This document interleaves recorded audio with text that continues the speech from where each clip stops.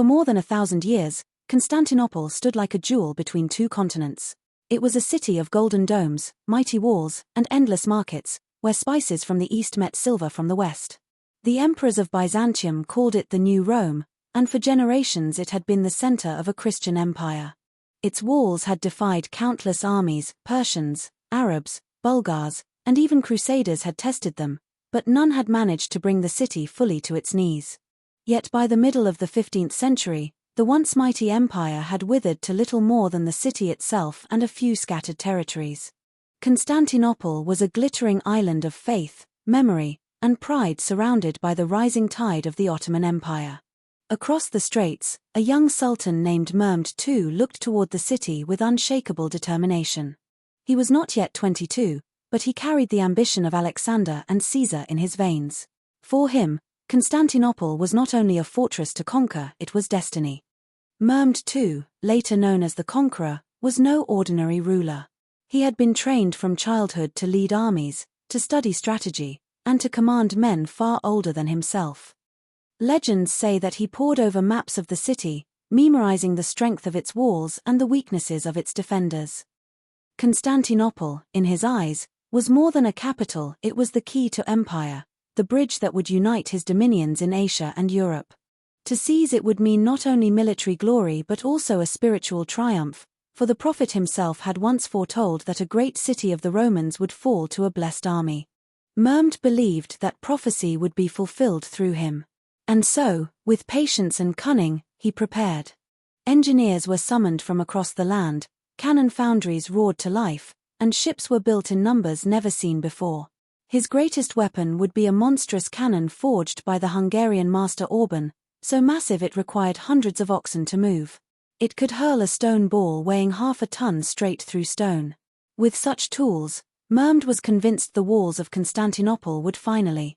Inside the city, Emperor Constantine XI Palaeologos faced the coming storm with grim courage. He was the last of a line that traced its roots back to the Caesars of Rome, though his crown was now little more than a relic of past glory. Constantinople's treasury was empty, its army small, its allies hesitant. Still, Constantine would not abandon his people or the ancient city entrusted to him. He sent envoys across Europe, pleading for aid. Some came, Venetian sailors, Genoese soldiers, and a few knights from distant lands, but their numbers were pitiful compared to the host assembling under Mehmed's banners. The city's defenders numbered perhaps 7,000, while the Ottoman army was said to be over 100,000 strong. Yet Constantine's spirit did not waver. On the eve of the siege, he walked among his soldiers, speaking not as a ruler but as a brother in arms. "The city is entrusted to us by God," he told them. "If it must fall, let it be with honor, not surrender." In those words, the fate of a civilization was condensed into the heart of one man. In April 1453, the earth shook with the roar of Ottoman cannon.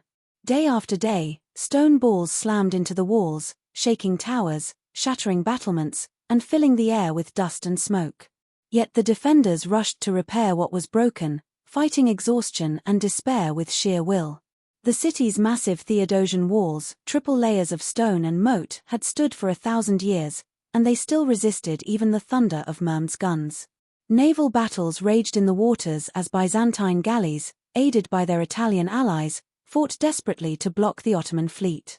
In a stroke of genius, Mehmed ordered ships dragged overland on greased logs, bypassing the great chain that blocked the harbor.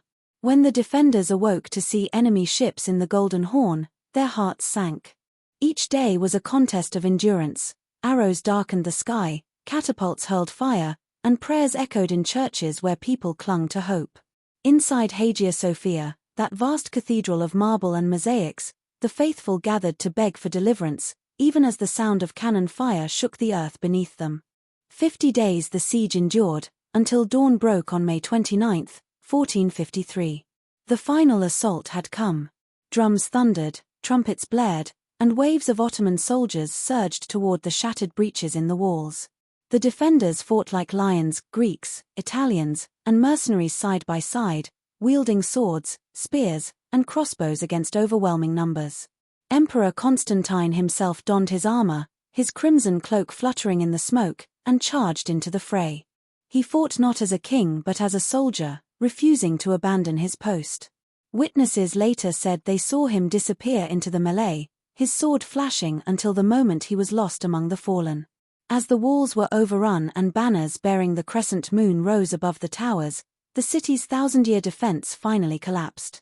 Cries of despair mingled with the roar of victory. Constantinople, the second Rome, was no more. Mehmed II entered the conquered city not as a reckless destroyer but as a ruler claiming his prize. He rode through streets littered with the dead, past churches still echoing with the wails of survivors. His eyes fell upon Hagia Sophia, the greatest cathedral of Christendom, and he ordered it to be cleansed and transformed into a mosque. With that act, he declared the city his new capital, no longer Constantinople, but Istanbul, the heart of a rising empire. To many, it was the end of an age, the death of Byzantium. Yet to the Ottomans, it was the dawn of something greater, a realm stretching across continents, bound by the vision of one man who had fulfilled both prophecy and ambition. The city that had resisted the world for a millennium was reborn in new colors, new faith, and new destiny. The fall of Constantinople sent shockwaves across the world. In Europe, kings and popes mourned the loss of the last outpost of Eastern Christendom, fearing the Ottomans would sweep further west. Scholars fled the city carrying manuscripts of ancient wisdom, igniting sparks that would fuel the Renaissance. Traders sought new routes to Asia, journeys that would eventually lead to the discovery of new worlds across the ocean. For the people of the city, it was a night of sorrow and transformation, as conquerors and conquered learned to live in a new order.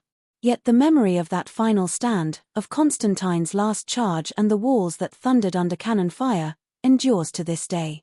It was not merely the fall of a city but the passing of an age, the moment when one empire faded and another rose from its shadow.